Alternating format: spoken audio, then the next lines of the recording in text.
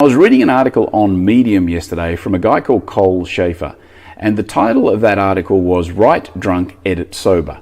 And that's a quote that's been attributed falsely to Ernest Hemingway, but was in fact uttered by another author called Peter de Vries, I think was his name. And the article basically explores the fact that so many of these greatest writers and authors over the course of history have actually been terrible alcoholics, and their reliance on getting, I guess, into an altered state in a way to try and unlock that creativity. But then when it comes time to edit and actually finally publish, that's when you should maybe come to it with a more sober mind, if you like.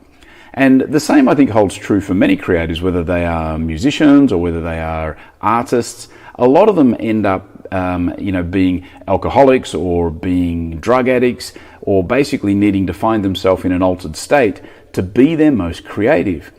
And I wondered if, from a business perspective, if the best time to be making creative decisions and try to adopt a more innovative approach to your business is when there's a raw emotion.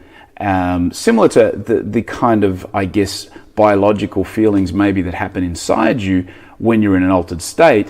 When you're emotional, when the feelings are really bubbling up, when you've just had a massive failure, when you've just had a big loss, when you've just missed that bonus, maybe that's the time to think about what crazy things you should put in place to innovate for the future.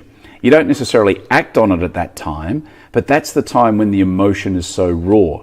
And so when those emotions are raw, maybe, just like the author and the artist who needs to be drunk to create a good book, as some of these geniuses have been, maybe that's when your genius can really shine out, when you are rawly emotionally charged.